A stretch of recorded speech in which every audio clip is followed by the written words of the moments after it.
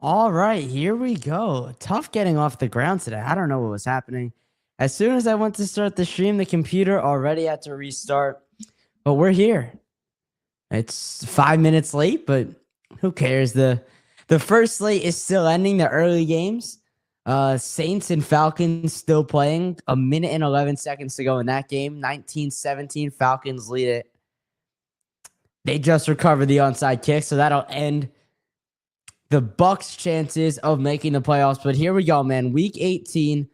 This is what it all comes down to. So much is going to be decided by this last slate of games, these last 7 games or so.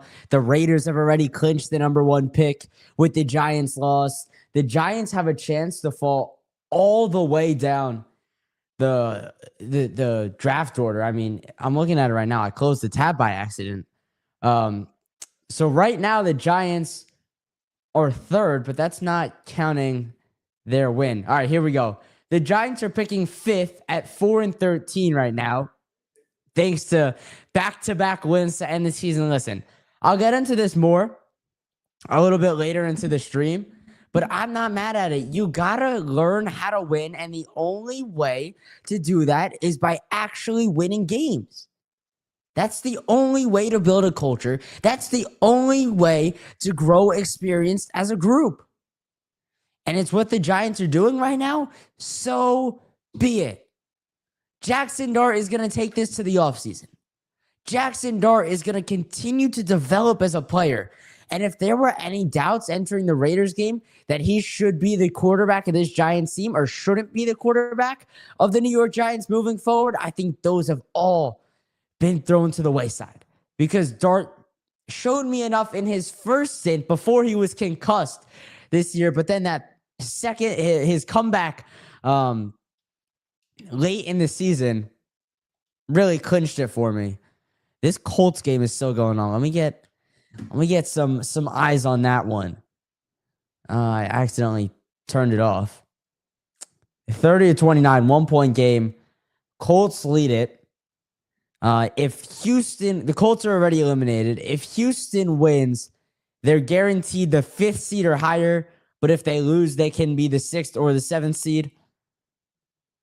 Lot to still happen. That's I keep saying it, but it's so true. We're gonna see the playoff picture really come into view across these next 3-4 hours.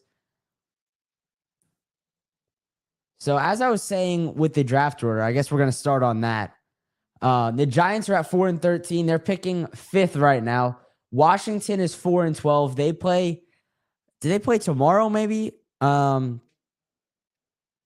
They're playing Philly, regardless of what time it's at. They might be playing right now. I think they're gonna play at 4:00. Yeah, Commanders Eagles 4:25. So we'll see where the Giants are picking in that regard. The Cardinals are playing the Rams, who really need a win. Sean McVay's already said we're playing the starters. They'll also be playing at 4:25. The Jets are playing the Bills, who won one last tune-up. The Bills still have something to play for. They can be the 5th seed at best, I believe. There is still something to play for there. So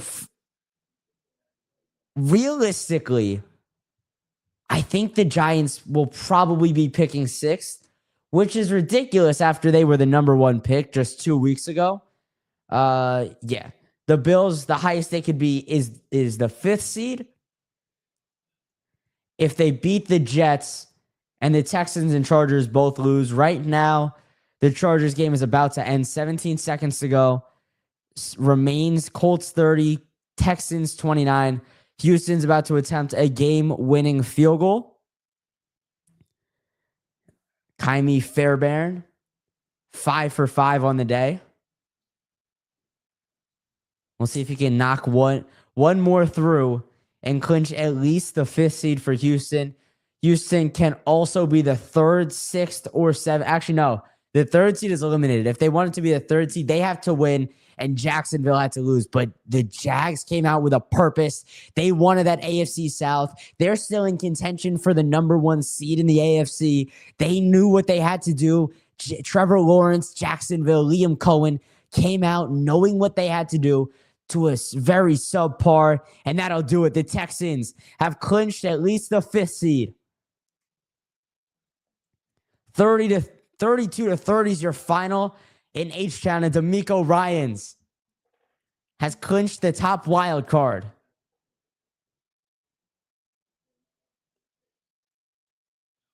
Yeah, so I think the Texans are locked in to the 5th seed now. They'll be the top wild card out of the AFC. But what I was saying with Jacksonville, I mean, I looked in the blink of an eye, it was 21 to 3.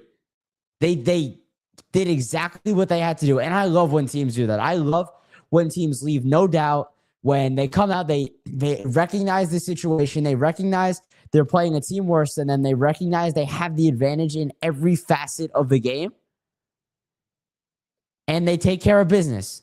Because at the bottom line is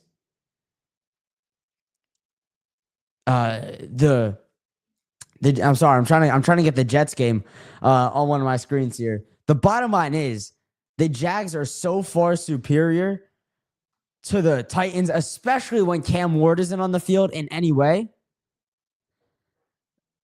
that it doesn't matter that there's not a ton to play for Jacksonville.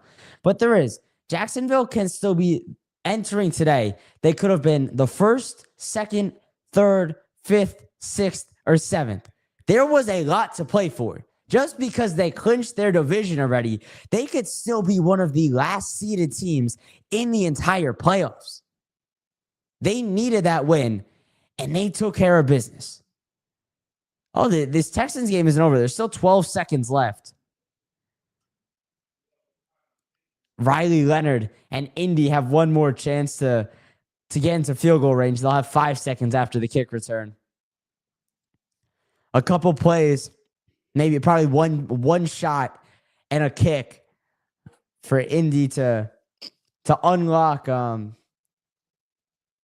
Houston. Though Houston probably wouldn't be the 5th at that point. Because I don't see a world where the Bills lose today. I don't see a world. Who's the other team? I don't see. Actually, I do see. All right. Let me pull up ESPN here, and I'll give you my picks for this later slate of games. First, we're going to get a DeMeco Ryans timeout down in Houston. Let's pull up the 4 o'clock slate.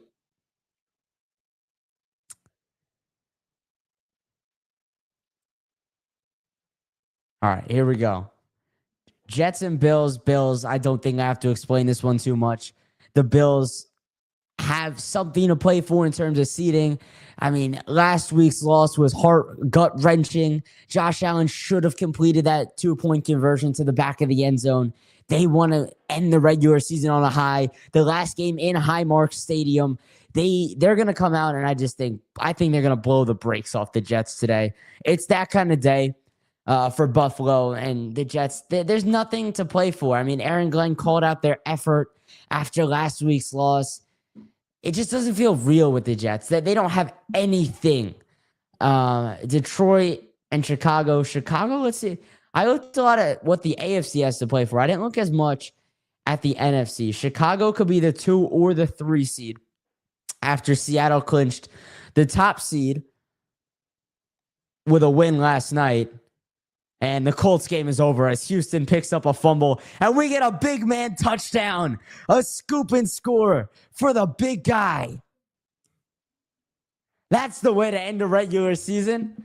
Put an exclamation point on it. Tommy Togai.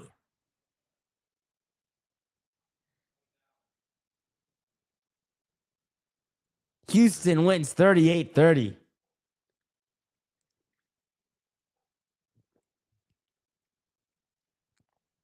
Indy tried to put out the hook and ladder. Houston swallowed it up. Riley Leonard tried to throw a lateral, ended up being a fumble. Ball got deflected into Togai's hands. And as soon as the big guy touches the ball, that's the fastest he'll ever run in his life. But getting back to what I was saying about the NFC, Seattle has the number 1 seed locked up after a nice win in San Fran yesterday. I'll get into that one a little bit later on as well. But that defense is also legit. Houston and Seattle have the two best defenses in the NFL right now. I don't know whose is better, but Seattle forced 2 3-and-outs on the Niners to start the game. I mean, San Fran punted like twice in the whole month of December, and that's not an exaggeration. I don't know if it's an exact number, but it's really close to what they actually did. Forcing 2 3-and-outs to an offense that's clicking, that's firing on all cylinders, that has it going on right now, that's impressive. They also had that pick late in the game. More than anything, I don't think the Seahawks have the offense to really make a run. Outside of JSN and Sam Darnold, what do the Seahawks have? Nothing, in my opinion. So I think those guys are going to have to carry.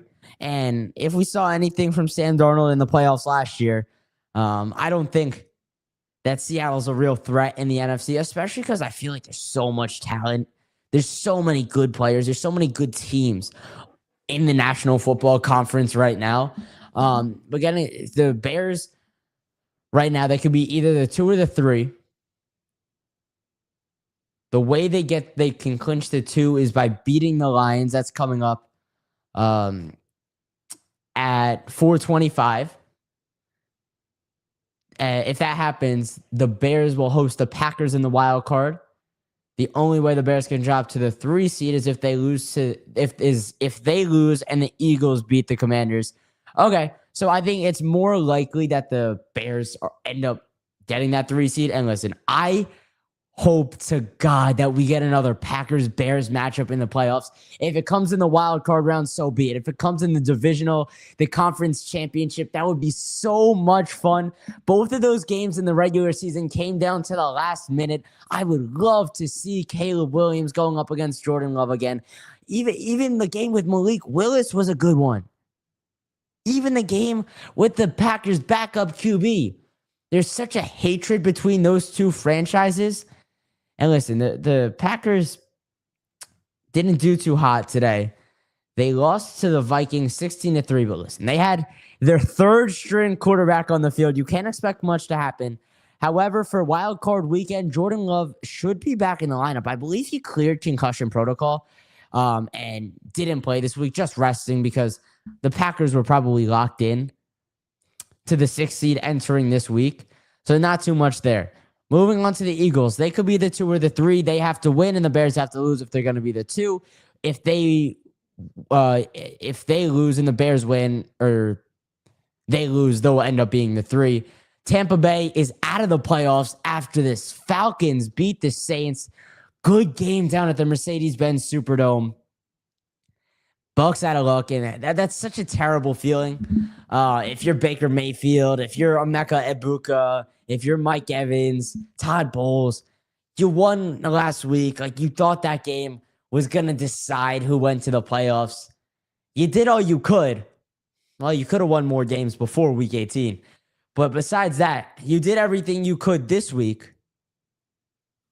And it just wasn't enough. Vikings got 2 brainless QBs. Yeah. 9. J.J. McCarthy, probably the single worst quarterback in the entire National Football League this year. I never liked him coming out of Michigan. I didn't like his game. I thought Michigan saved him by running the ball so much. Who they have? It was Blake Corum back on that team that beat Max Duggan in Kansas State in the 4-team college football playoff a couple years back. I didn't think he was anything special. They won the Rose Bowl against Alabama. I want to say Alabama that year. Yeah, because that was the year there was like a cool overhead shot of the Rose Bowl.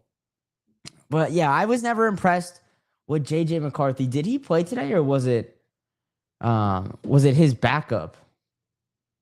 I thought I saw he was gonna start the game. Let me check the box score right now. I knew that game didn't mean as much, so I wasn't fully locked into it. Yeah, Max Brosmer played a little bit. 7 for 857. Well, efficient today, but again, he's a backup to J.J. McCarthy. If that's the case, you're probably doing something wrong. They have Blake Corum and Donovan Edwards. McCarthy is a system QB who needs yeah, that's exactly what I'm trying to say. Blake Corum was awesome in a Wolverines jersey. I believe he's on the Rams right now. I remember Donovan Edwards was kind of their second string RB1, RB2, but it was a blurred line between starter and backup, as is with most teams. Getting back to these clinching scenarios, though, Tampa Bay is out of the playoffs after they beat the Panthers in a good game yesterday. There was a monsoon coming down. What is it? It's not M&T Bank. That's the Ravens. It's on the Edwards Stadium, I believe. Down in Tampa Bay. That's all you need to know. Bucks won at home. Falcons won at home. So the Bucks are out of luck. San Fran, after losing on Saturday, is either going to be the 5th or the 6th seed now. They had a chance to clinch number 1, but they lost to the Seahawks. Now, if the Rams beat the Cardinals on Sunday, the Niners will be the 6th. But if the Rams lose, then the Niners will be the 5th seed.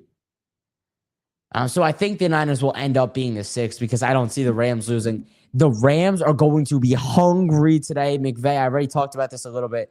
McVay is starting all his guys. McVay is a good motivator. He's going to lock his guys in, an offensive mastermind. This is really a scrimmage, a tune-up for them, but it's one that they're going to treat like a real regular season game. They're going to treat today's game like it's a win and in. Like if they win this game, they're in the playoffs, but if they lose, they're packing. They're gone packing. They're going home. And then in the Rams, they're the 5th or 6th, opposite of what the Niners situation is. If they win, they'll be the 5. If they lose, they'll end up being the 6th.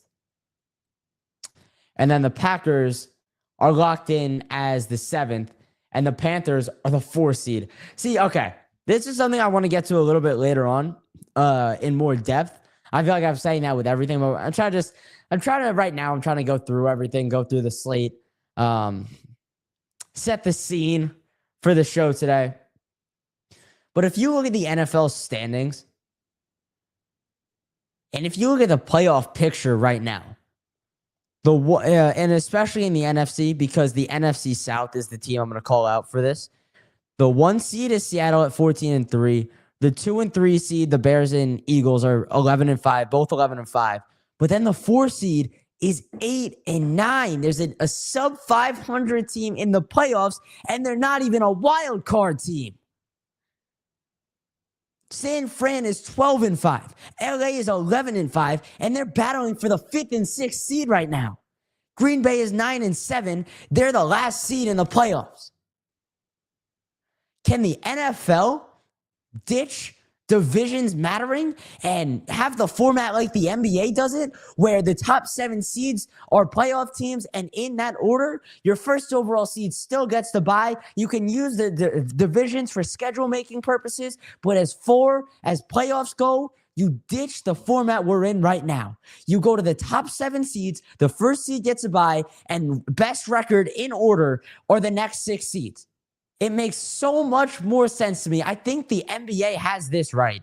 And the MLB does it similar to the NFL, where the division winners are the top 3 seeds, and then you have 3 wild cards.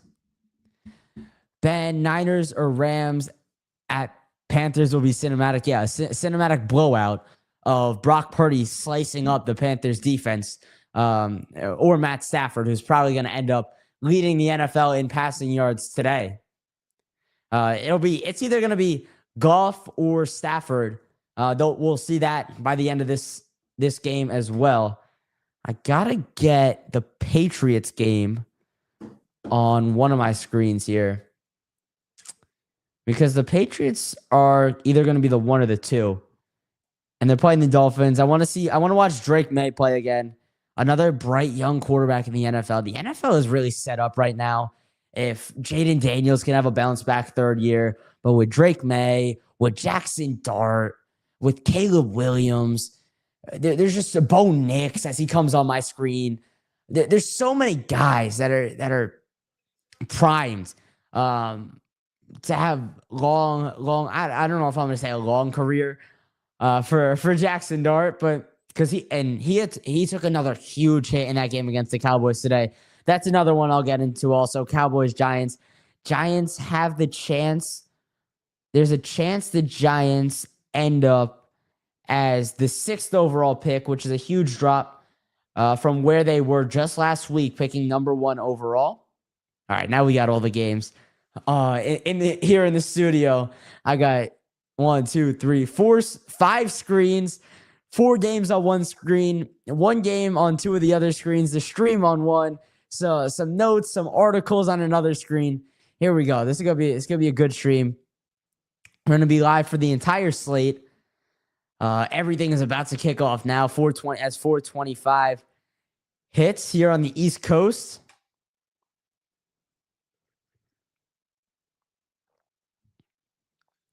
Let's see. Arizona's going to start with the ball. The Lions, it looks like, are going to start with the ball in that one.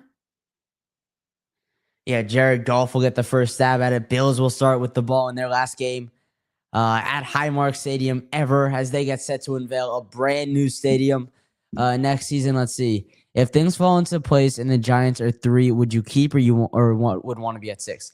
Honestly, I don't hate trading back to 6. I don't know if 6 is the spot they would trade back to.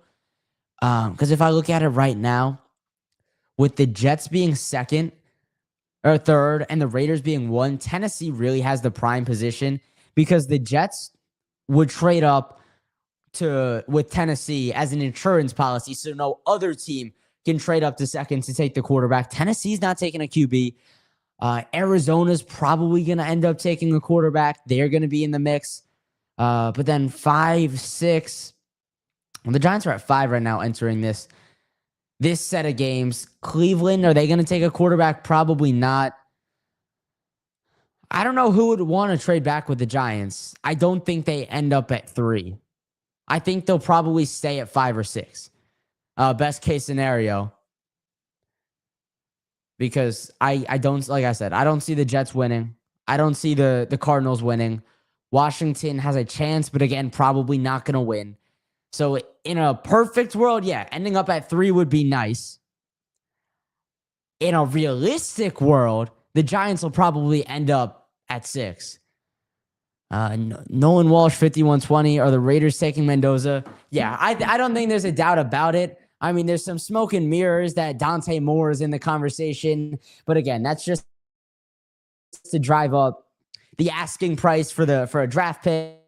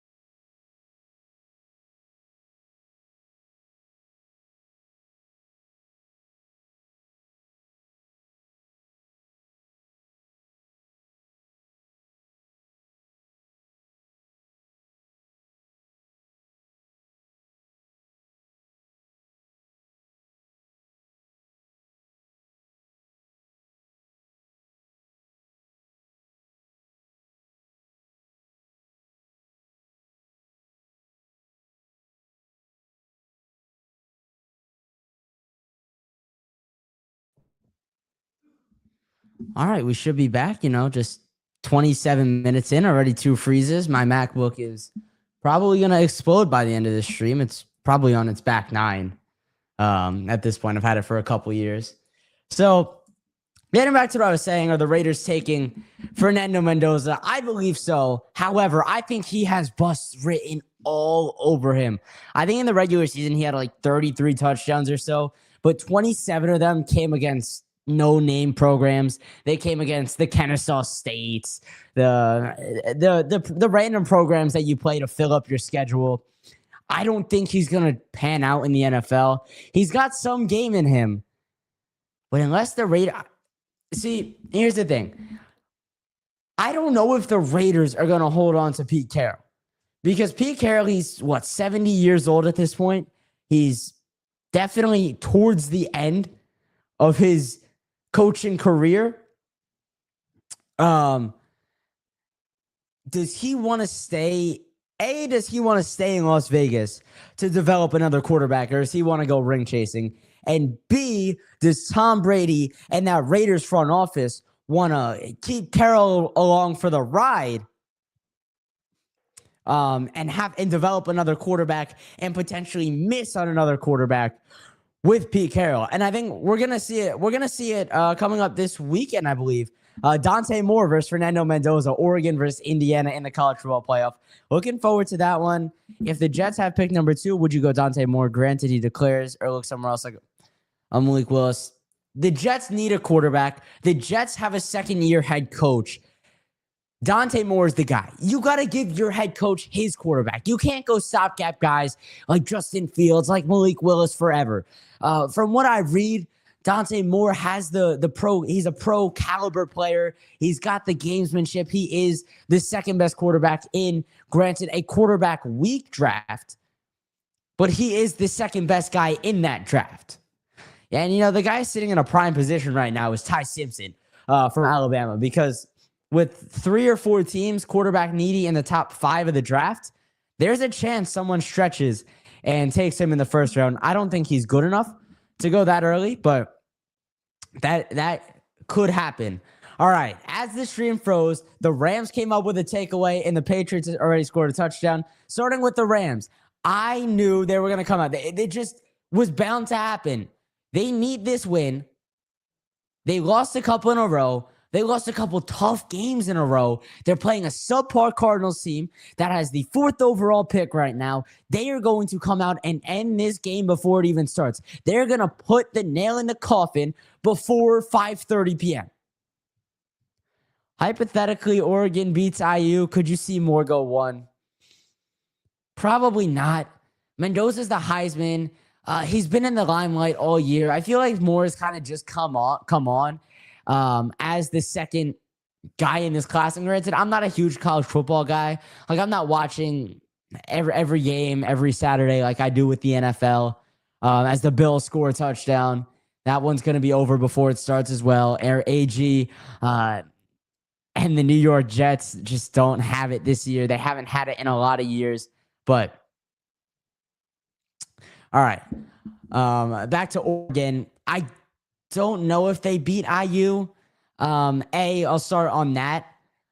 I think Indiana came out and looked awesome against Alabama. They ran the ball down the throats of the Crimson Tide. Ty Simpson looked solid in the passing attack. Or Fernando Mendoza, rather, looked solid in a passing attack. And they destroyed Bama in the Rose Bowl. But could I see Moore go 1? Is a different story. I don't think so. I think Mendoza is the guy at this point. I think what I read was it's just smoke and mirrors, right? It happens every year. Teams are trying to drive up the price of the 2nd overall pick, the 1st overall pick, in case they want to trade back. So that could be what it is. And listen, this is an idea for the Raiders. What if they trade back? They don't think either Moore or Mendoza is the right fit for their team.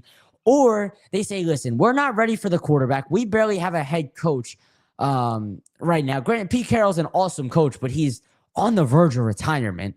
What if we trade back? We take the offensive lineman, we take the edge rusher, and we wait till next year. So we trade back, we get a haul of picks for our first overall pick, because there's going to be a team foaming at the mouth to take Fernando Mendoza. Whether you think he's the right option, there's going to be a team who wants to take him. So what if the Raiders trade back and develop their team first before they take the quarterback? And then once they do take the quarterback, they're ready to win immediately. The weak point with Mendoza is that he panics with heavy blitzes or prone to sacks. Throw on the run is slightly weak. Raiders with right coach could make Mendoza a star. Yeah, the panic with heavy blitzes is only going to get worse in the NFL. These guys are coming at you faster from more angles. They're coming at you harder. They're bigger. They're stronger. They're more conditioned, especially with the schedule that Indiana's playing. I'm not saying they're playing a schedule like the Patriots are playing this year, but they're certainly not playing like an Ohio State level schedule right now. They're not playing a schedule on par with Alabama or Georgia. Granted, they just beat Bama, but you know what I'm saying? They're not beating crazy teams week in and week out. And I don't think the panicking with heavy blitzes is coachable. And being prone to sacks, it's also coachable. But other than that, everything is kind of, I don't know. He doesn't see like, and maybe it's because Indiana's not a football school and Kirk Cignetti and the Hoosiers are just coming on. But it feels like Mendoza is not going to be the guy. That other stat that I heard really clinched it for me. I don't know. Mayor Stafford for MVP. Let's just pull up the breakdown of the stats right now, because the passing yards are very similar. But Stafford's got a bunch more touchdowns. Here it is. I have it pulled up right here. Passing yards. Stafford's got 42. Drake May has 42.03. Stafford has 44.48. Touchdowns. May has 30. Stafford has 42. Interceptions, 8-8. Time sacked, 47 for May, 22 for Matt Stafford. I know that goes into the offensive line a lot. Completion percentage, Drake May, 71. Matt Stafford, 65.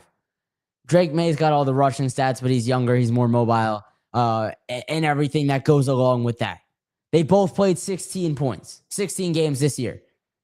I think the biggest stats are passing yards, touchdowns, and interceptions, and they're tied in one, and Matt Stafford outweighs Drake May in the other two.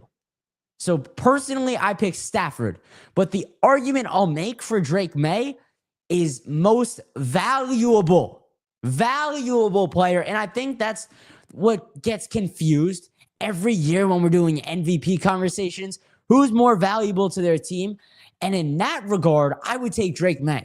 Because if you take Drake May and Matt Stafford off of each of their respective teams and say, plug in Malik Willis, I think the Rams are probably better than the Patriots are. They've got Puka Nacua. They've got an awesome defense. They've got an awesome DC. And Chris Shula, Sean McVay, an offensive mastermind at head coach. Whereas the Patriots, I'm thinking Packers because he's on the Packers. On the Patriots, is Stephon Diggs their number one target? I mean, I know that they have a good rushing attack with Ramondre Stevenson and TreVeyon Henderson, but I just feel like they wouldn't be. I don't think they would be a playoff team without Drake May, is what I'm trying to say. Where I think the Rams have a chance to be a playoff team, if without Matt Stafford. So personally, I'm choosing Matt Stafford this year. If I was a voter, which I'm not, hopefully someday in the future, but today is not that day. What's your view on Bryce Young? All right, I was talking about this last night. Watching him play, he doesn't have a bazooka of an arm. He doesn't throw the ball through his receivers. I feel like a lot of the times he's lofting it out there, but he makes the right reads. He makes good, smart football plays. And when you do that, I get it. He's undersized, but he's mobile and he can slither away from tackles. He's he's solid to me. I think he's a very serviceable NFL quarterback. I don't think he'll ever be the superstar anyone expected him to be. Back when he was coming out of Alabama as the consensus number 1 overall pick. And that's what I'll say about this draft class. Like, yes, there's a consensus number 1 overall pick, but even at that, it's a little bit shaky. And it's not like a guy like Caleb Williams, who is so far and away better than everyone else. That was a really good draft class too, with Drake May and Jaden Daniels and Marvin Harrison Jr. So that's the other thing. Like, it's just a weak draft class overall, which is another point for why the Raiders might trade back and develop their team before taking the quarterback. I know I'm about to read this next comment. What do you think about Raiders maybe trading Max Crosby? Like, they wouldn't take the edge rusher first overall, which I might have said earlier, or wherever they trade back to overall. But they would take the offensive lineman, or they would take a big-time linebacker. But what do you think about the Raiders trading Max Crosby? I think it's really, really interesting because Crosby has been a part of the fabric in LA for a long time now. I feel like he's been there for a really good amount of time. I feel like there's always been issues with him in the front office. It's never been smooth sailing. I think it can happen. I just don't know who would be willing to make the trade. And I'm sure there would be teams lining up because Max Crosby is one of the top edge rushers in our sport. I don't know how, I'm going to see how old he is.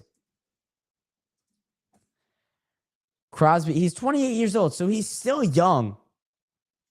Young enough to sign another contract. He'll probably play till he's 33 to 35. That's around the age in the NFL. So yeah, I think it can happen. I don't think it will. I think it always gets figured out between these two sides. Crosby and the Raiders, they'll throw some more money at him, or he'll just have to suck it up and play because that's the team that's paying him hundreds of millions of dollars. So I doubt he gets traded, especially if the Raiders can bring in another quarterback and they sign a wide receiver. And then there's suddenly some promise on the horizon for Raider fans and the franchise in general. I don't know. I think Tom Brady, as your owner, who I'm not going to call him a Jerry Jones type owner, but I think he's certainly making more football decisions than some of the other owners around the league. So Brady's a football guy. He is a football lifer. I don't know. I think he can be pivotal and instrumental in the Raiders building back up, rebuilding, and finally building something. Outside of the draft, what offseason moves do you think / want the Giants to make? I think the key this offseason is bringing in the right offensive-minded head coach. And I enunciate offensive-minded because you have a young, promising quarterback who needs a coach to bring him along, to teach him how to really play the position and not just be a scrambling quarterback who takes too many hits and suddenly your career's done before you get that second contract. I don't care what the motivator is for Jackson Dart. This offseason, the one thing he has to do is learn how to not take hits. I mean, I'm sure his coaches have been telling him it since he was in middle school. Get down. Get out of bounds. There's no reason to take unnecessary hits. And if the motivator is that, hey, my career is not going to last, I'm not going to get a second contract, my rookie contract's not going to be enough for me to live off of, I don't have anything else going on, then that's what it is. But he needs some kind of motivation to play the game the right way. Because this year, his big issue was that he wasn't. He was taking way too many hits. I'm thrown off now. I thought Josh Allen was going to play for Buffalo today. It looks like their backup is out there. Yeah, that's not Josh Allen. Let me see who that is. Out there for Buffalo today. Yeah, Dart should take jiu-jitsu. I mean, him and Scat would be a dynamic duo. Both of them are going to have the same issue in their career but with not playing. Mitch Trubisky Another journeyman quarterback just jumping around the league. Always has an opportunity to be a backup somewhere. He's in the game now. He's 4 for 4, 54 yards and a touchdown. So this is his week to showcase himself and get that next opportunity, which he always ends up getting.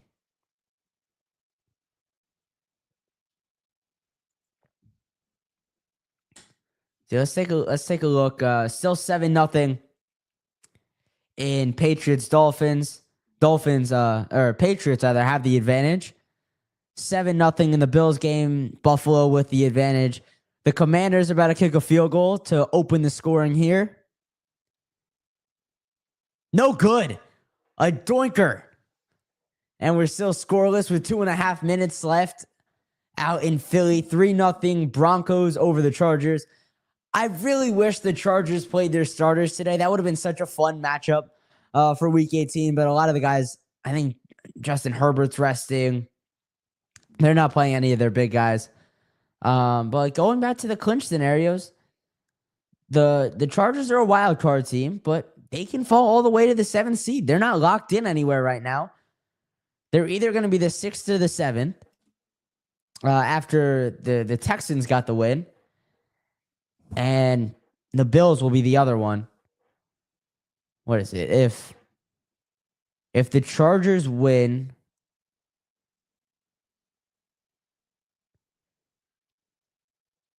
okay, so if whatever happens, it depends what Buffalo does.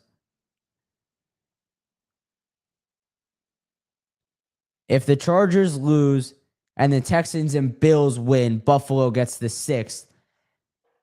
So Buffalo has to win and LA has to lose for the Chargers to be in the 7th. It doesn't make sense to me why you're resting them this week. I would want to play a tough matchup Week 18 rather than play the Dolphins and just beat up on them, because at least it's been the whole season for the Patriots where you're just killing everyone you play because you're playing the top 10 picks in the draft over and over again. But if you're LA, you're probably going to be playing either the Broncos, Patriots, the Broncos, Patriots, or Jags in the first round of the playoffs. I would want to tune up. I get maybe it's if you're playing the Broncos, you don't want to show them what you have. You don't want to show them your game plan, your guys. You don't want to put film out there of yourself. But the Broncos are playing their guys, at least for now. I know they have more to play for in the number 1 seed. But Bo Nix is still on that field. He didn't have to be today. And there it is, Broncos with a touchdown. A pick 6, Jaquan McMillan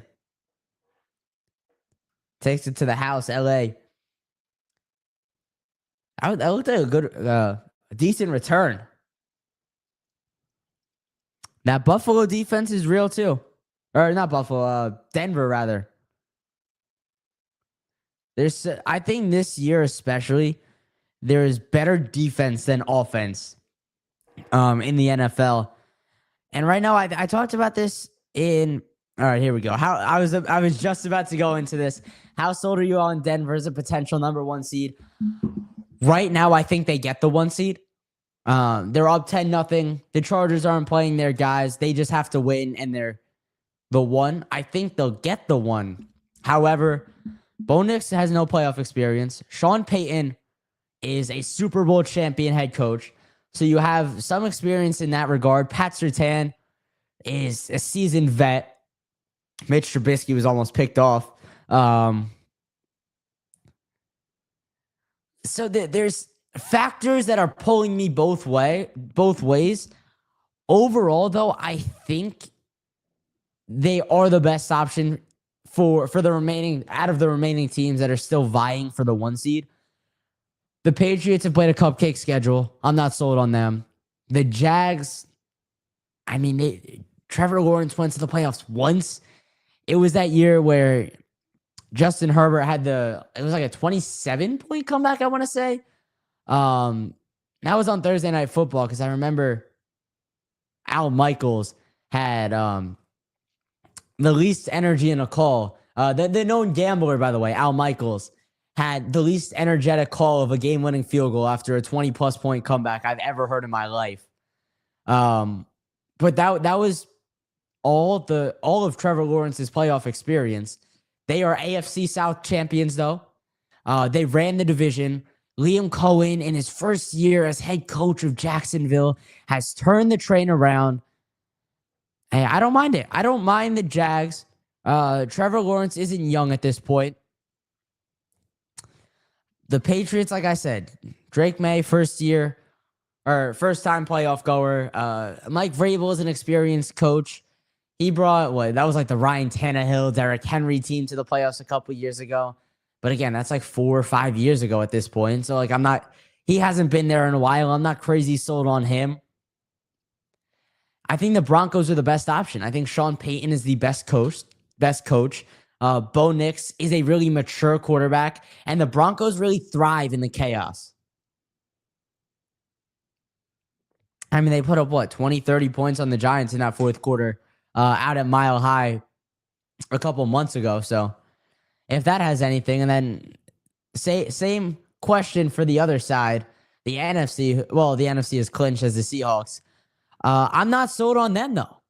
I think the 49ers are a more well-rounded, seasoned, experienced team. There's no denying that. They've been in the playoffs every year. They made a Super Bowl appearance recently. And it's still largely the same team. Same head coach, same quarterback, same tight end, same running back. A lot of the same receivers. I think they were the real option for the one. I wouldn't have minded the Rams as the 1 seed. I think they're good enough to do it. Even the Bears. I think the Bears are real. I think the Bears are better than the Seahawks. I'm really sold on the Bears. This Ben Johnson, Caleb Williams tandem.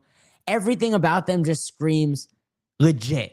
I mean, from Caleb Williams' time at USC and even Oklahoma, I guess, like he never played there, but you were always hearing about him, to his Heisman his Heisman Trophy, being selected number 1 overall, struggling a lot last year, then coming back this year with a motive and following through and leading his team to the 2nd or 3rd seed.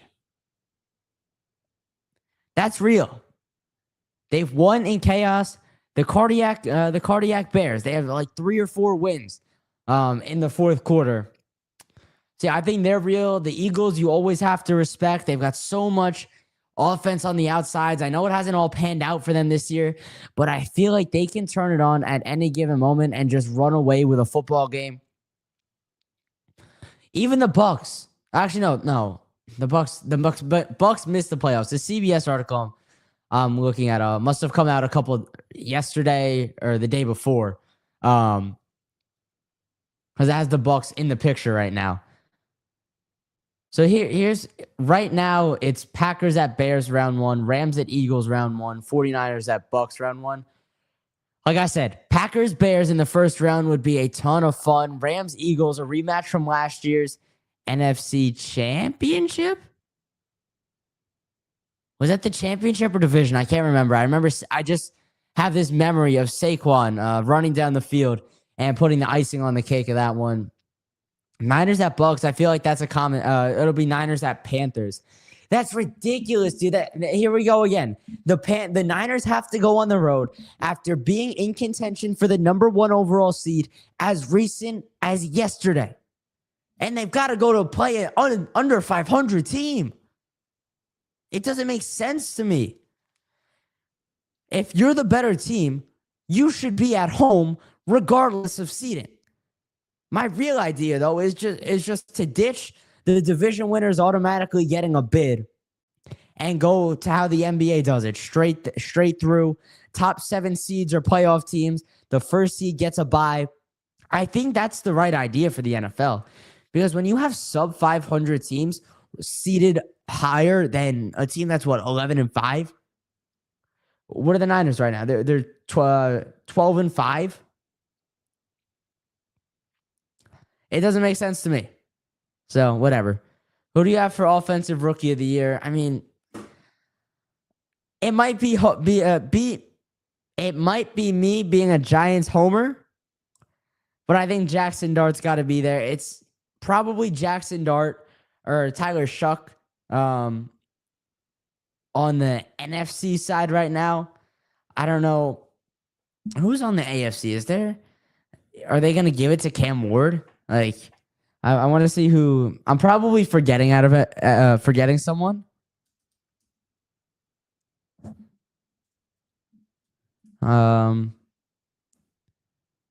Tet McMillan. Oh no, this is Cam Ward.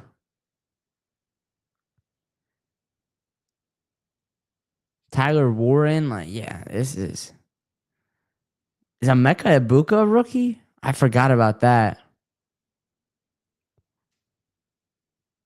Or Travion Henderson, maybe. I don't think Omarion Hampton has it. Let me go on to NFL.com. I don't know. I feel like this is kind of a weaker rookie class.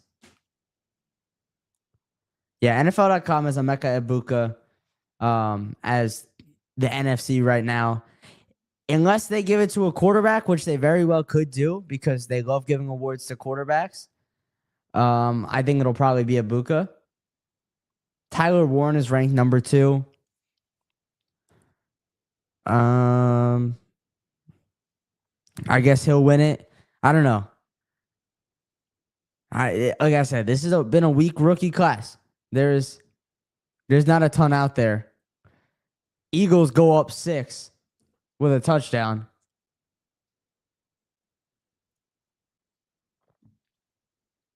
And in the Lions game, Detroit is working their way down the field, almost in the red area, trying to put up another score, extend on their 3-point lead. Jared Goff stepping up in the pocket and delivering a nice pass underneath to Jameson Williams. 3-3 in the Rams game. The other 3 are all at commercial breaks. Right now, Jalen Hurts isn't playing for Philly. And that's the thing. If for the draft order, if the Commanders could steal a win because Jalen Hurts is out, I don't even know. Like, Arizona's not going to do it because the Rams are playing their guys. The Jets probably are in, I would say, even though the Bills are resting Josh Allen. The Commanders are really the one. I think right now the Giants could end up. I think best case scenario, they end up picking 5th. I think that's best case if the Commanders are able to beat the Eagles. 14-0 Patriots lead it down there. Broncos still up 10.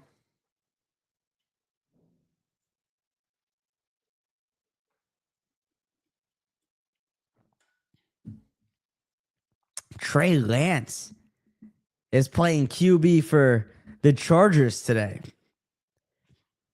It's insane how the Niners gave up so much to trade up for Trey Lance, and the other quarterback they selected in that draft ended up being their franchise guy.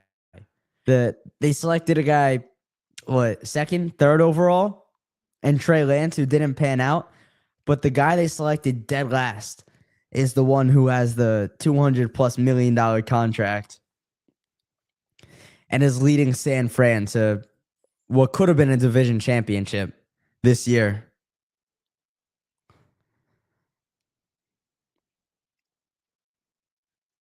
Big time run for the Bills. They're in Jet territory now, threatening another score.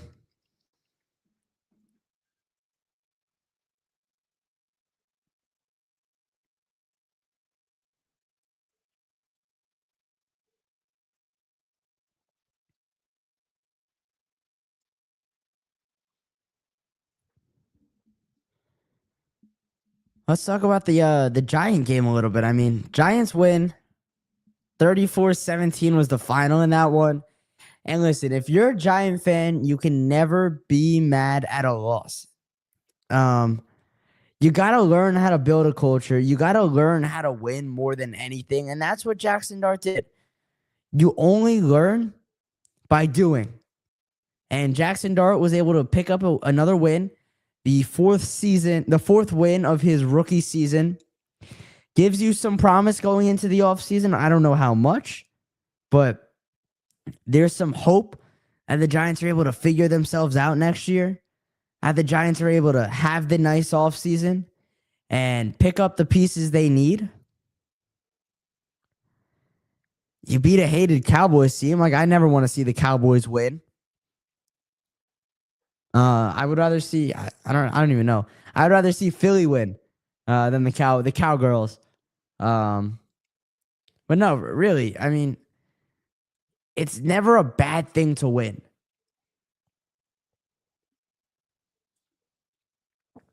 Especially when you have a young quarterback trying to find his way in the NFL, trying to establish his reign over a city.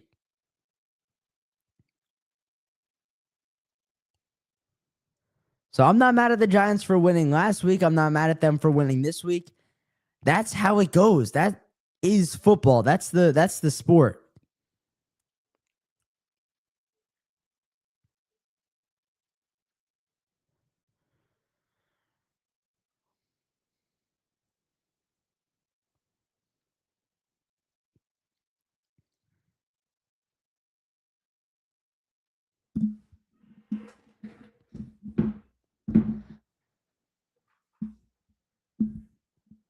Rams go up 3 more points, 6-3, 11:45 to go in the second.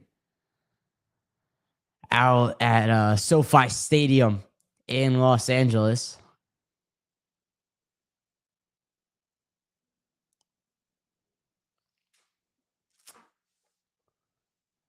Yeah.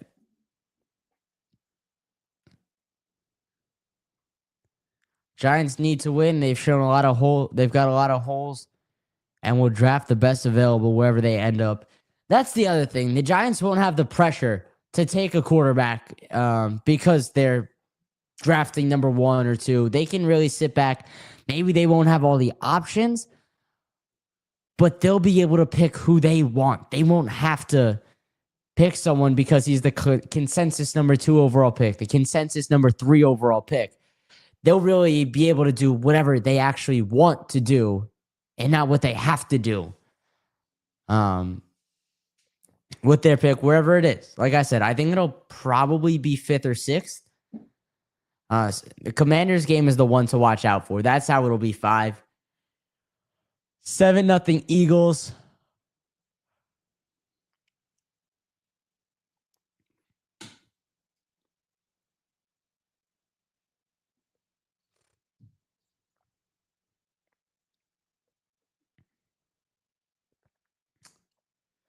And the Dolphins get on the board with a touchdown. The Patriot defense is pretty good. They're very physical. That's what I noticed from Giants Patriots on Monday Night Football. But other than that, like, the Texans defense is for real. The Seahawks defense is awesome. Texans and Seahawks have the 2 best defenses out of the playoff teams. And then if you're looking at the top offenses, I would put the Bears in there. If the Eagles can get themselves together, I think they're definitely one of the top teams in terms of offense. AJ Brown, Devontae Smith, Saquon Barkley, Jalen Hurts. There's just so much talent there that it's hard to stop them when they get going.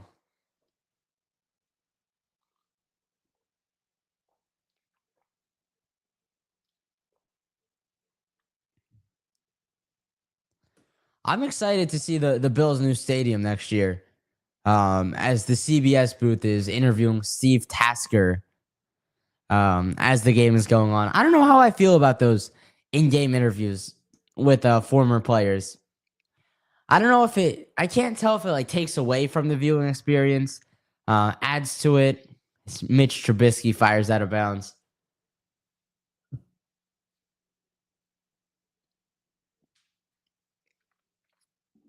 But going back to what I was saying about top offenses, on the NFC, I would say Eagles, Bears. On the AFC, I would put probably the Broncos.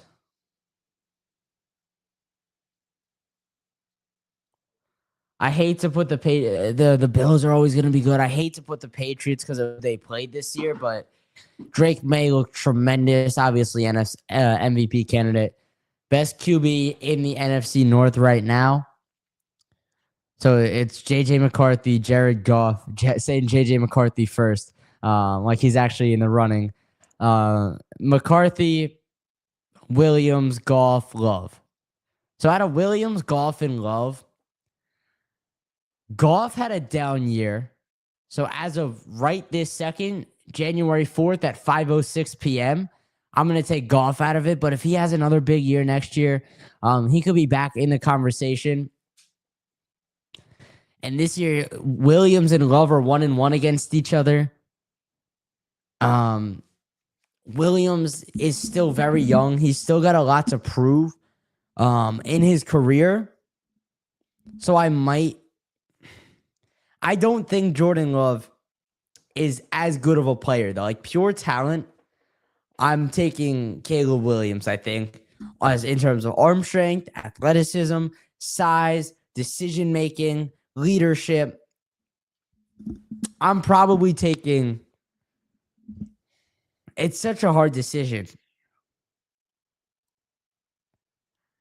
I'm going to go Caleb Williams. I mean, the thing is, when he was paired with Matt Eberflus, he had nothing. Oh, the Jets recover a fumble on the goal line. Was that marked down by contact?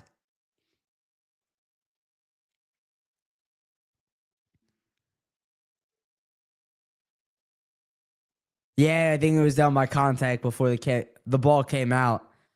Oh, I just glanced over to the screen. I thought the Jets had a huge stop as the Bills are about to score another touchdown. Huge break for Buffalo, though.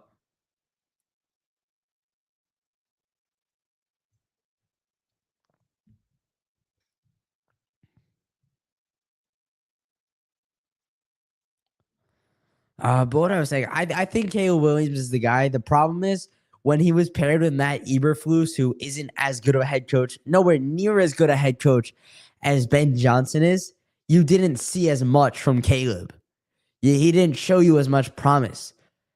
And the argument I'll make for Jackson Dart this year, getting out of this argument, is that Dart showed a lot more promise with a lot less. Last year, Caleb Williams, neither of them had the coach, but Williams had DJ Moore, Roma Dunze, DJ Moore and Roma Dunze as his two top targets, where Jackson Dart had Darius Slayton, Wan'Dale Robinson. No disrespect to Wan'Dale Robinson, a 1,000-yard receiver. Daniel Bellinger, Theo Johnson. Like, he just didn't have the right guys around him, but he still made plays. He still made things happen. And I think that's more promising to me than what Caleb Williams did in his rookie season. We're all tied at 6 in Arizona versus LA. That would be huge for the Giants draft position wise if Arizona could win. And now the Commanders are on the 1-yard line about to score a touchdown.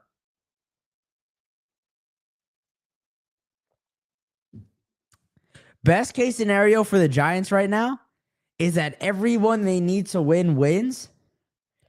And then they get a win to start learning to continue learning how to win and building that culture, and they still get to pick 3rd overall. I think that's the highest they can go now. Yeah. Because Washington is 4-12. Who has tiebreakers? Oh, okay.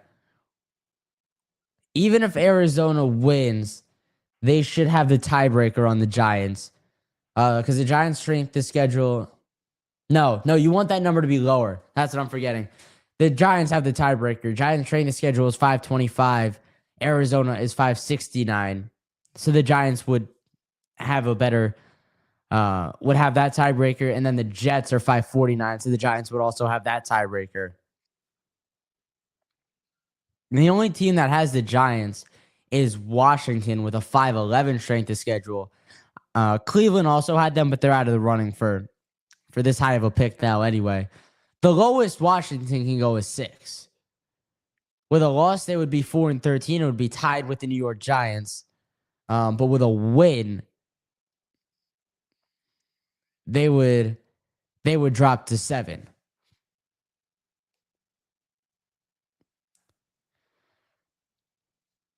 Washington scores and knocks through an extra point, 7-7 in Philly, another NFC matchup.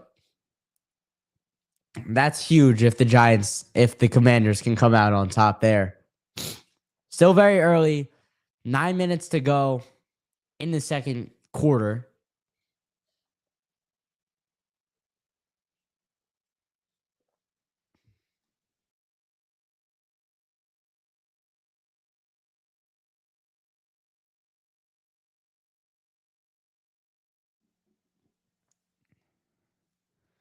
As the Bills score another touchdown, they're up 13. So that's probably more than the Jets have scored in a game all season. It's not real. But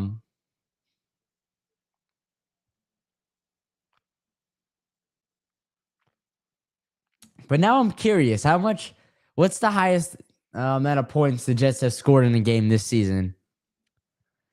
Extra point is good. 14-0 Buffalo. Oh, wow. They scored 32 in week 1. I forgot about that game where Jalen Ramsey blew up. Yeah, Jalen Ramsey had a big hit. I forget who he tackled at the end of the game. The Jets needed 1 first down. Justin Fields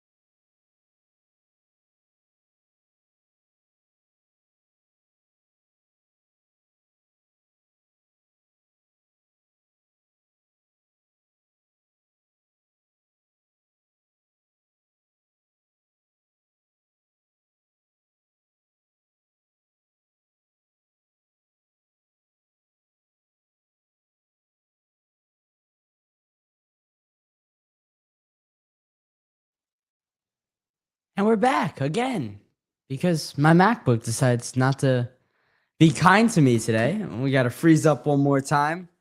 Third time in an hour, 22 minutes. That time we went 41 minutes without a freeze. So new record on the day. But let's get into something here. Let's go away from the football for a second. Let's go to the New York Knicks, who it's tough sledding right now. It really is. But I trust that these players that I've watched for the last 4 or 5 years, last 4 or 5 years, I trust that they'll get back on track. I'll trust that they'll fix whatever's wrong. I trust that they'll get out of this rut. Listen, at the end of the day, it is just a 3-game losing streak. And in the grand scheme of things, in an 82-game season, 3 games is pretty much meaningless. I think it's more the way that the Giants have lost. I think that's more the way, the Knicks rather. I think it's more the way that they haven't hustled and Cat has looked soft and Mikal hasn't been hitting the shots that he normally hits. And Mike Brown is playing these weird rotations. I want to look at the box score from last night. Mo Diawara, who started against the Pelicans and scored 19 points, played 2 minutes, where Ariel Hukporti, who has done next to nothing to earn his keep this year, is playing 4 or 5 minutes. Yabusele is playing 4 minutes. Kevin McCullough is interesting to me because I bet he gets cut out of the rotation once Josh comes back. But as of right now, he's serviceable. I mean, no one played well in this game. 3 points on 1 of 3 from the field, a rebound, a turnover, no assists. Not good enough. Tyler Kolek, only 6 points. He was the only one besides Deuce who had a positive plus minus overall. Everyone in the starting 5 was minus. -8 for OG, -8 for Cat, -11 for Mitch, -11 for Mikal, -11 for Jalen, -2 for Yabu, -2 for Mo Diawara, -1 for Hukporti, 0 for Clarkson, -8 for Kevin McCullough, and then +5 and +2 for McBride and Kolek. I get that Mike Brown wants to play all these guys and he wants to have the bench available to him once we get to May, but you got to win games. You can't just use the fact that you're developing young players as an excuse for losing. You can't use the development excuse when you've lost 3 games in a row. And this is the second time this year that they've lost 3 games in a row, by the way. They haven't just lost back-to-back games this year. They've always lost 3 in a row when they lose the second straight game. Broncos are up 10. Someone just scored. I missed it.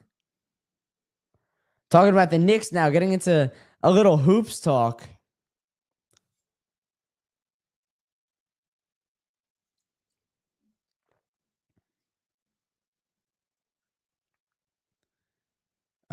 Which game was that?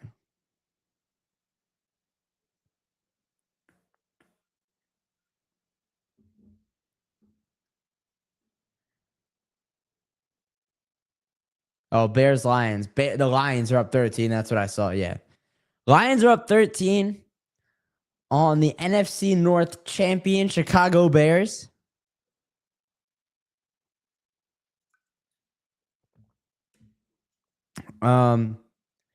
Jared Goff, 170 yards and a touchdown, making his run at being the passing yards leader this year. Let me see. He's got 42-33. Matt Stafford is also with that 4,200 range. The Jets, Brady Cook makes a nice move out of the pocket, scrambles for 5 yards on 1st and 10. 9:30 to go until the half.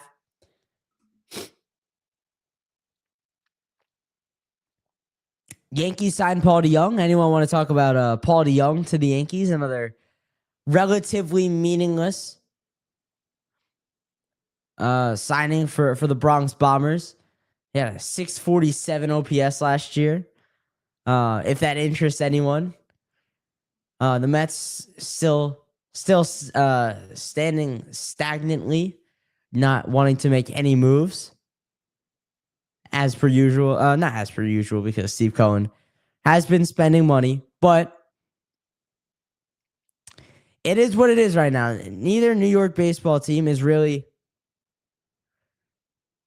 I don't know. I just can't. I don't understand why these teams aren't making moves. Like, it's not how they normally operate. And I don't know why they're changing that up this offseason when both of them had disappointing seasons and there's free agents out there who would benefit the team. That's the thing for me. Because it's not like the market is so slim and there's one hitter and there's one pitcher. There's guys. I mean, like, Cody Bellinger is the guy for the Yankees, but Bo Bichette would be nice. Kyle Tucker would be nice. Alex Bregman would be nice.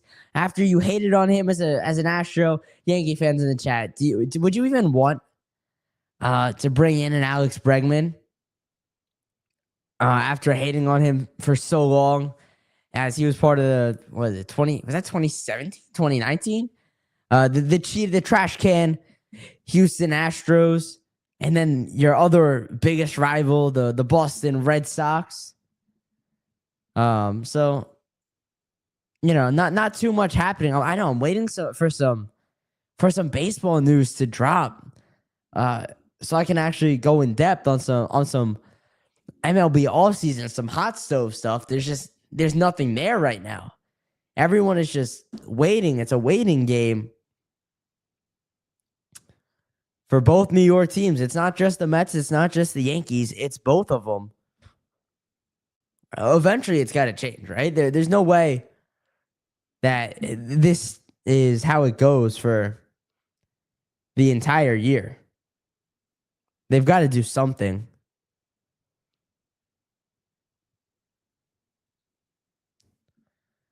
Oh, why is this? My stream of the Jets Bills game is cutting out here. Let me reload it. And we'll get back into that.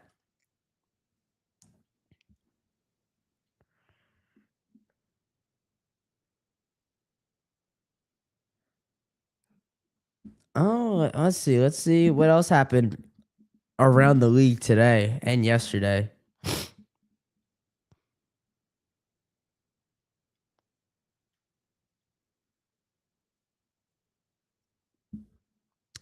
The Colts didn't let Phillip Rivers ride off into the sunset. Starting, they played Riley Leonard instead. I don't think Rivers was too bad about that.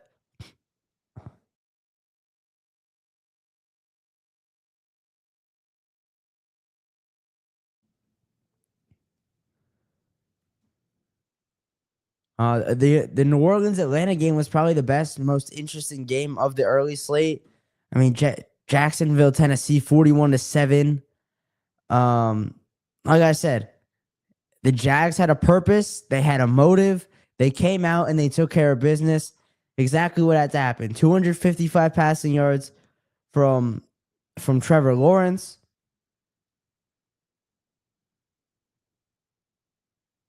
And that's what it was. I mean, the Titans put up 7 in the first 5 minutes of the game. And then the Jaguars locked in and put up 41 unanswered.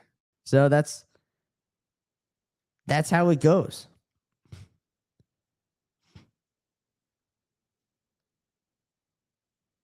I mean, Jacksonville just outweighed Tennessee in nearly every major category, and that's how it should have been. I mean,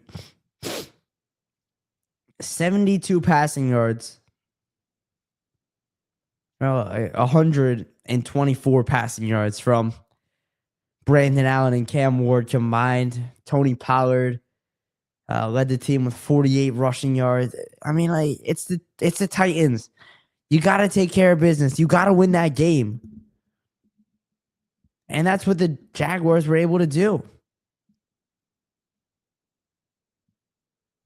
There's a bomb from Mitch Trubisky to set the Bills up in the red zone. 7 minutes to play in the first half over there. Buffalo going to take a 3-score lead.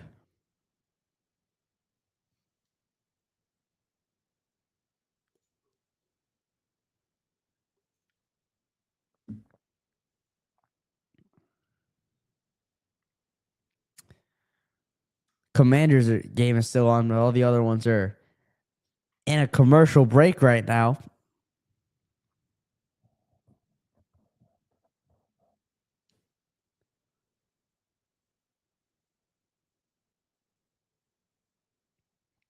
Let's get into a little bit of Baltimore-Pittsburgh. I think this is going to be one of the best Sunday night football games of the season, if not the best, to decide the AFC North.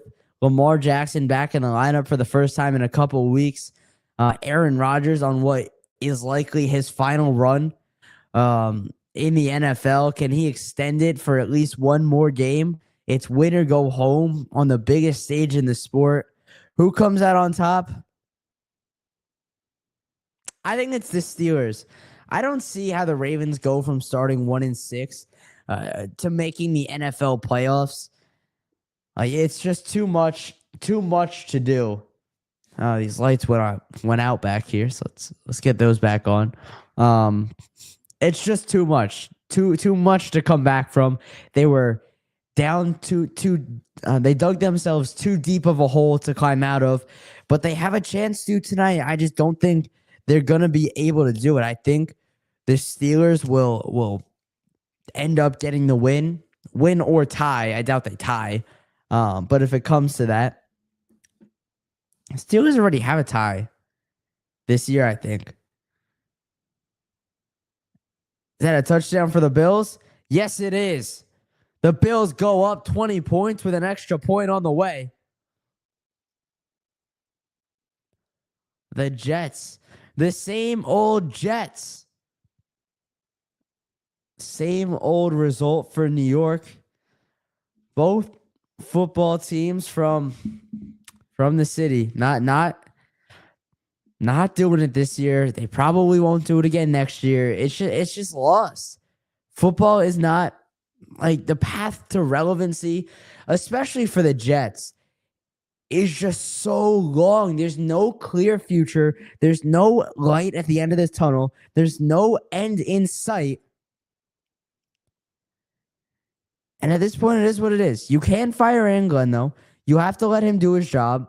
Darren Muji seems like the right guy. Like I'm not mad with what he's done this season, or this season rather.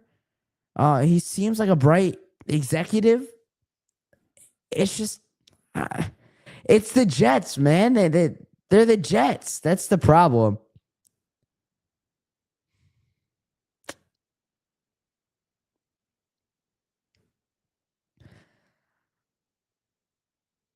Let's see here. Still 10-0. All these games are low scoring right now. Besides for the Bills, they're up 21. That's the most combined points out of any of the games, I think. And the Bills have every single one of those points.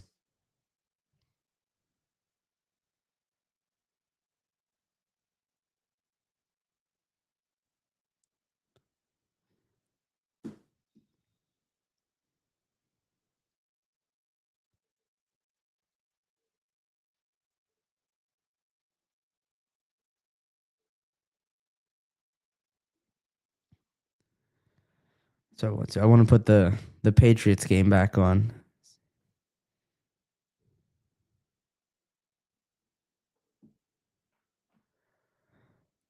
Well, the Bills are gonna presumably. I doubt they blow this lead. That would put a sour mark on the end of Highmark Stadium. But I doubt they lose this game. They'll finish out their tenure. What I would consider probably historic stadiums. There's an interception for the Eagles. Deep in Washington territory, the Eagles have an interception. That's huge. That's big. Now with a minute 53 to go and 2 timeouts, the Eagles have a chance to go up a touchdown against the Commanders.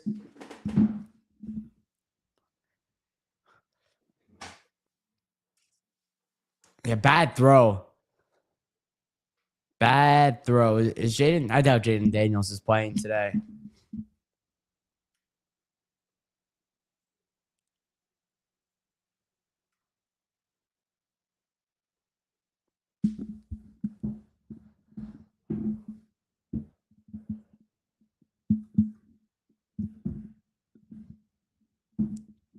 Josh Johnson throws a pick as the Rams score a touchdown. 12-6 with an extra point coming up shortly. Puka Nacua finds the blue painted end zone.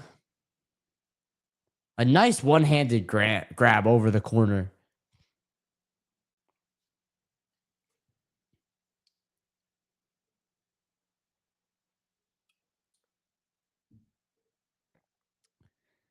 Quickly, the Eagles are within the 5-yard line now.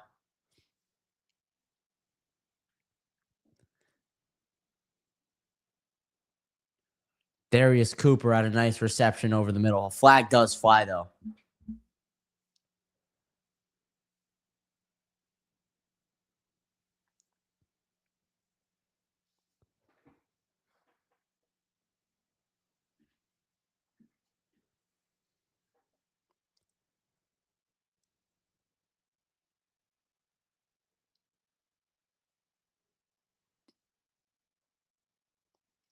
Unsportsmanlike conduct against Philly. Taunting. So that'll back him up 15. Still plenty of time. 142, both 2 timeouts. Trey Lance dancing up along the sidelines for a 10-yard rush. Has a first down for LA. Evaded some pressure, looked downfield, followed a block.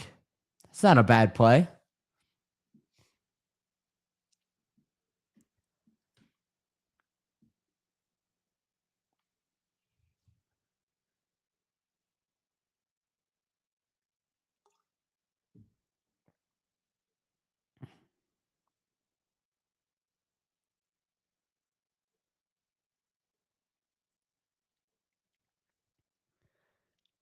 The Jets at 3rd and 15. The Patriots. Short pass for 3 or 4 yards. Oh, there was a play in that 49ers game last night where it was like 3rd and 17. And San Fran did like a pitch to the running back. It wasn't even CMC. They just got a bunch of blockers out in front. It was one of those plays where you're trying to pick up 5 to 10 yards, get some better field position for your punt. But the running back ended up taking it for a first down. And I think that was like the back-breaking. Every game is like a back-breaking play where you're like, oh, that's it. Like if we could have stopped them there, we would have had a chance. If we could have forced the 4th down, they punt, we go down and score real quickly. But no, that was like 3rd and 17. And then I think it might have been the drive where Seattle threw the interception off the hands of CMC. Or San Fran threw the interception. I can't remember exactly. It was that part of the game, though. And that was like a huge play for the Niners.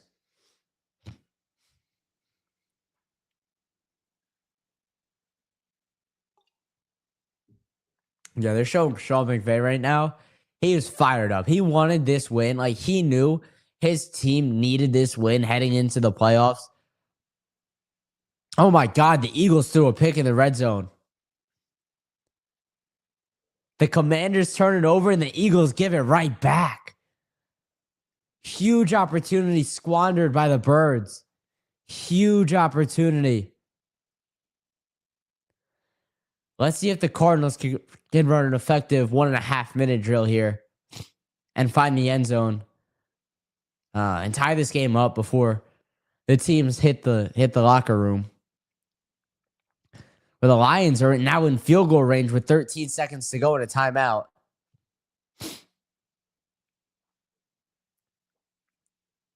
So they're going to try to extend this to a 16-point game. As did he come down with that? Or is it intercepted?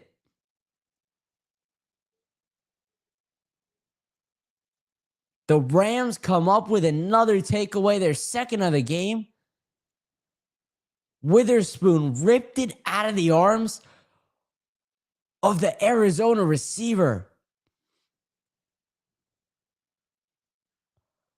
Yeah, Wilson had it. It was in his arms, and as they went to the ground, Witherspoon rolled over him and just lodged the ball free. Ripped it out of his arms. That's a huge swing.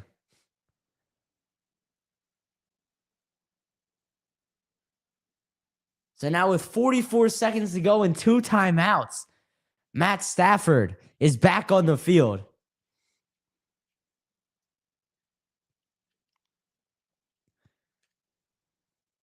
He's going to go down and score right here.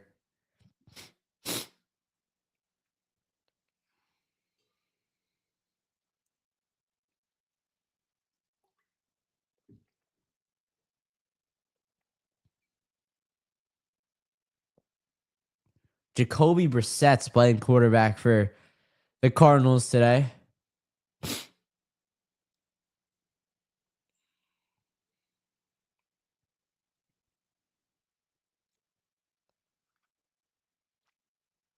Matt Stafford's going to sit down and take a sack, but there's a flag on the play.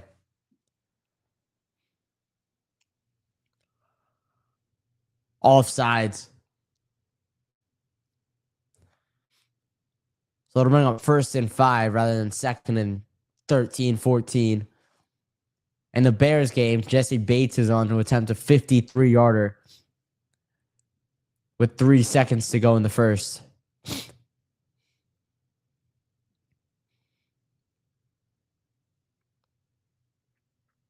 Missed it. Wide left. So the lead remains at 13 in Lions Bears. The game's not over by any means. The Bears still have a chance to come back.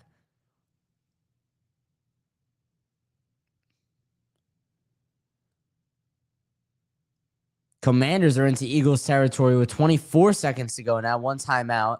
They're going to burn it here.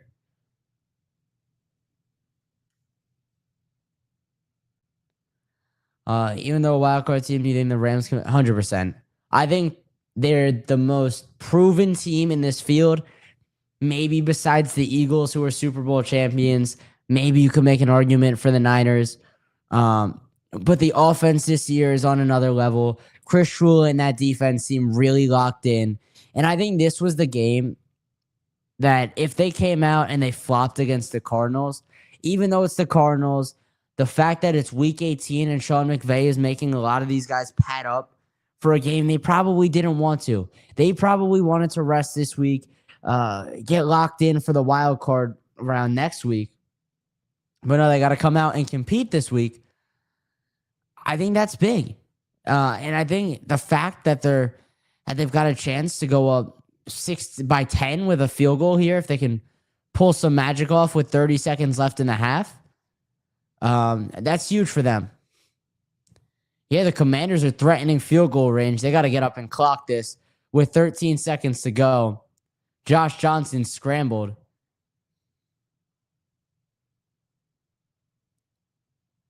So 5 seconds, you got a quick hitter, and then a field goal attempt. Here we go. Rams are well in field goal range now with 25 seconds to go. Let's see if they use their timeout here. Yes, they do. So they have 24 seconds and a timeout just inside the 30-yard line. They're threatening for a touchdown now. This Rams team is 100% legit. They're title contenders. The only reason they're a wild card is because of how solid the NFC West is. And it goes back to my other argument. The NFL should have the top 7 seeds in the playoffs, regardless of division. That's just the facts. Wow, it's a 56-yard attempt. Washington's not going to try to stretch it with 5 seconds to go. It's good. Just snuck it through. 10-7, Washington leads at the half. That's a big swing. Washington throws a pick deep in their own territory. Philly has it in the red zone. They turn it right back over. Josh Johnson and this Commander offense drive just into field goal range and get a field goal ahead of the intermission. Couldn't have worked out better for Washington. And now the Giants are sitting at home. 10-7 lead for Washington. They could pull this off. The Eagles aren't playing Saquon. They aren't playing Jalen Hurts. They aren't playing A.J. Brown. I haven't seen Devontae Smith. No, Devontae Smith is playing. But I haven't seen a lot of these guys play much. There's a chance. And if that happens, I got to pull it back up. That would mean the furthest back the Giants could pick is 5th. And then if I know the Cardinals aren't going to win. The Cardinals and Jets are the other 2 teams. I think the highest they go is 5. And that's the highest the Giants can be. Rams' shot to the end zone was incomplete, so it'll be a 4th and 2. Well, look at this play. Good defense. Three Cardinals in the area.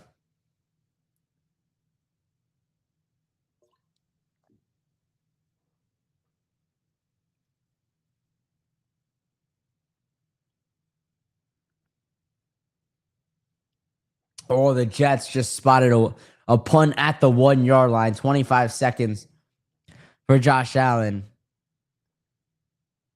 Or not Josh Allen, Mitch Trubisky. Real nice. Ball bounced. It never...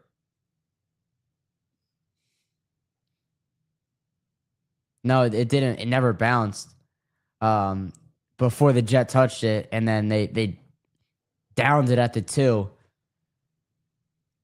That's huge. All these games are just about going to halftime. We got 25 seconds in the Jets game. Halftime in Rams Cardinals. 28 seconds in Broncos Chargers. Mitch Trubisky hands it off. The Bills get out of the end zone. They probably need a first down here.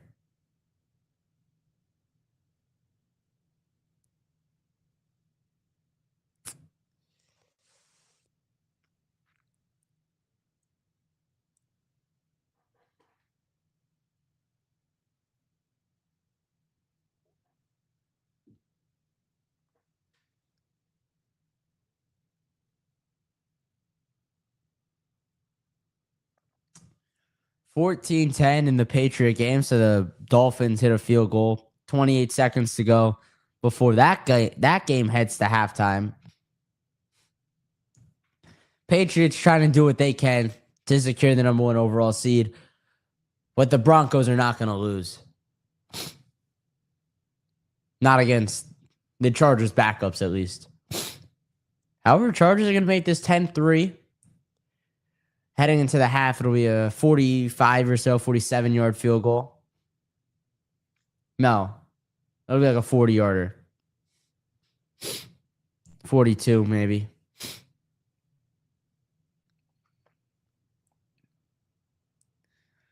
So in this day, a chip shot.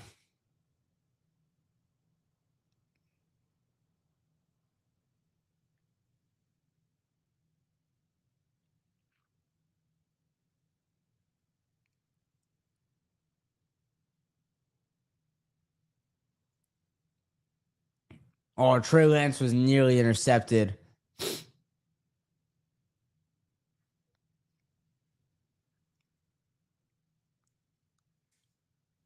That would have been huge. Right at the 15-yard line. Off the hands of Zach Moss.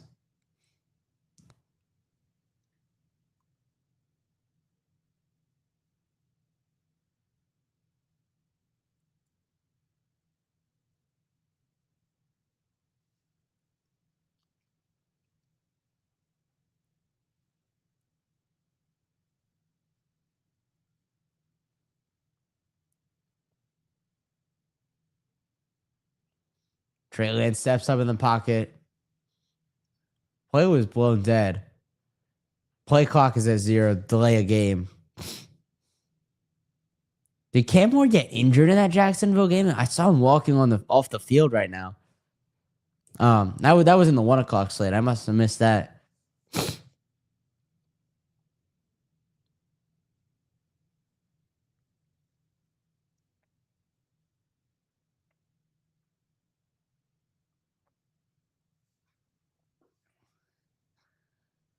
Back to Denver, 11 seconds to go. One timeout for the Chargers. 3rd and 15. Lance fires over the middle. It's complete. That's a first down, Chargers. 6 seconds to go. They're going to call their timeout. The receiver is injured.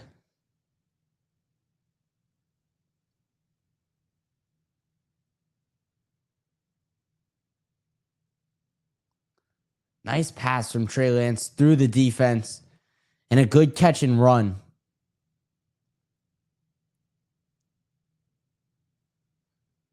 Not bouncing it back out and dancing and prancing, catching it and getting the first down and getting down.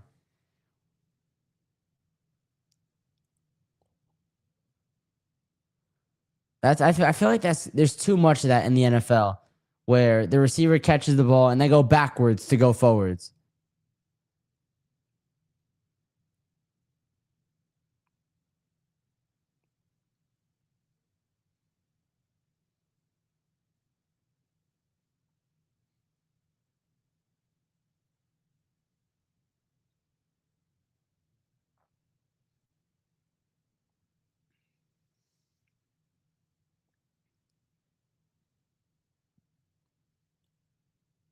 I'm just seeing Myles Garrett got his sack record against the Bengals.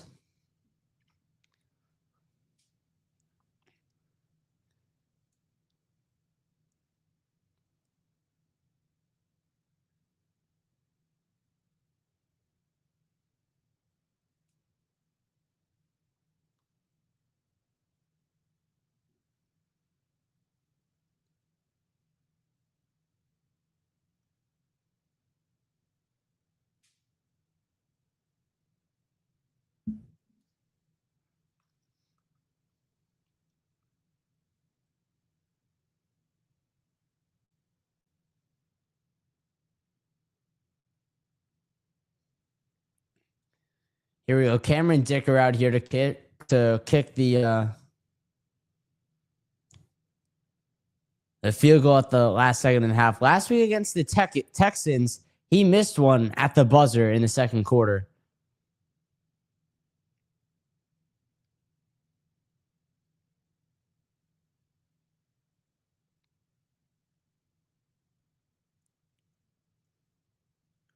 This time it's good. So LA cuts the lead to 7, heading to halftime.